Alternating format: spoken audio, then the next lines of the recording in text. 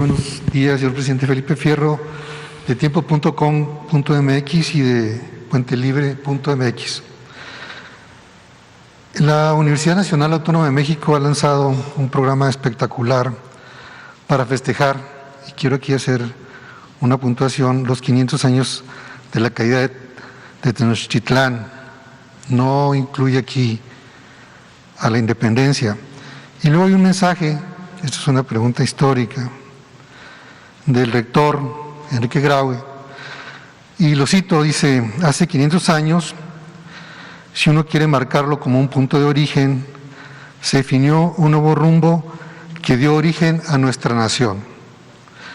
Pero el encuentro, y aquí está la clave, y la unión simbiótica o sincrética de esas civilizaciones y culturas definió lo que hemos sido, lo que actualmente somos como país. Esto, en mi opinión, tiene una visión diferente a la que usted plantea sobre el indigenismo como fuente generadora de lo que somos. ¿Qué le diría al rector o cuál es su opinión? Y concretamente esto no revive la lucha sobre lo que es Cortés y lo que es Moctezuma para México. Pues es un tema muy polémico. Yo recomendaría el libro de Enrique Semo sobre la conquista. ¿Sí? Cortés el hombre, ¿no lo ha leído Fuentes Mares? Sí.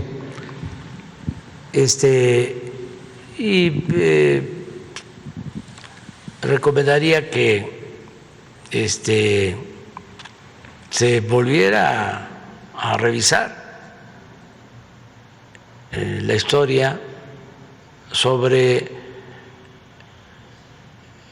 lo que yo considero fue una invasión extranjera y lo que significó, como todas las invasiones, en cuanto a represión, autoritarismo, exterminios, y algo que es muy importante, la justificación, porque todos estos abusos siempre se han cometido en nombre de la civilización.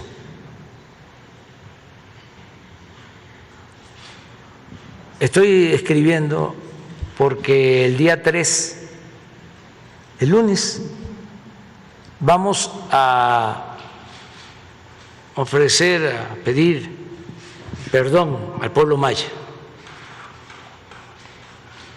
Vamos a ir a Felipe Carrillo Puerto, Quintana Roo, que antes era Chan Santa Cruz. Y estoy haciendo un texto sobre este tema, breve porque no puedo en una intervención plantearlo todo, pero ahí voy a fijar mi postura. Aborda el problema del mestizaje.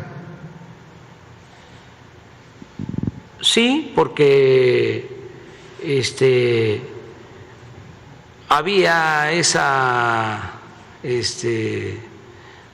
postura desde la conquista, ¿no?, desde la invasión, y en todo el siglo XIX.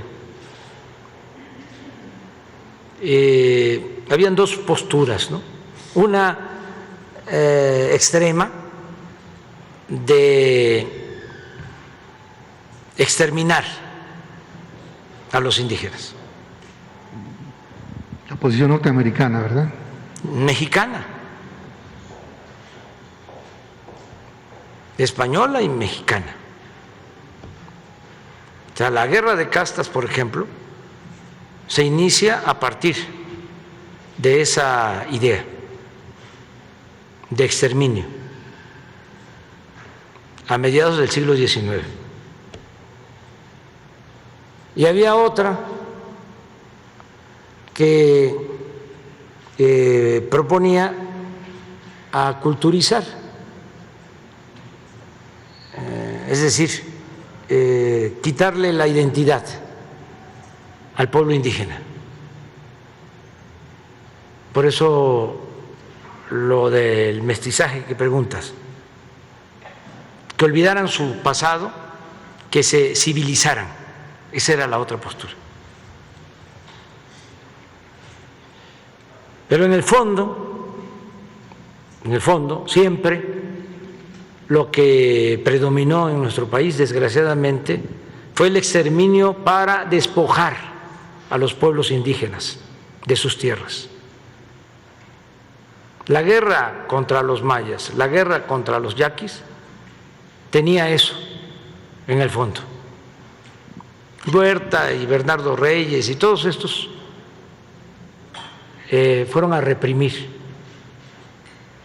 a los pueblos indígenas porque Porfirio Díaz decidió quitarles las tierras para entregarlas a particulares, porque supuestamente de esta manera iba a llegar el progreso. Entonces fue exterminio para progresar. Se decía, eso lo voy a mencionar el lunes, de que el progreso del Enequén en Yucatán se debía a la esclavitud de los mayas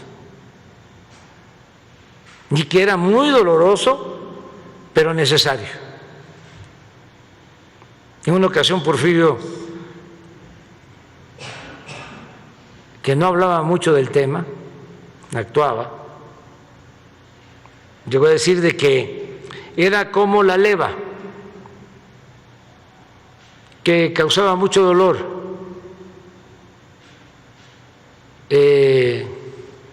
reclutar, arrancar de sus comunidades a jóvenes para que actuaran como soldados, que era doloroso pero necesario.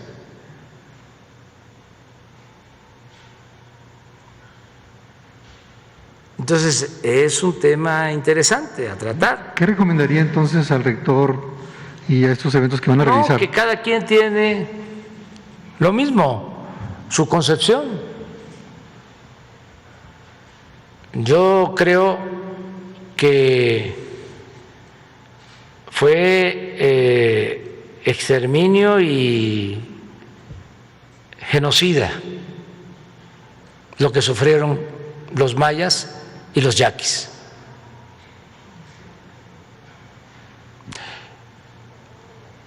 ¿Y en el caso de los aztecas también? Sí, porque tuvo que ver con la represión a todas las culturas, a todas las etnias. Los náhuatl tuvieron que irse a las montañas, de todas las etnias. Los conquistadores, invasores, se quedaron con los valles, con las mejores tierras, y se fueron creando lo que se conocen como zonas de refugio, las zonas más apartadas allá, porque el indígena resistió y conservó sus tradiciones, sus culturas, su libertad. Y era una lucha constante porque no solo era despojarlos de sus tierras, sino convertirlos en peones, porque en ese entonces se hablaba mucho de la falta de brazos, que no se prosperaba porque no había fuerza de trabajo.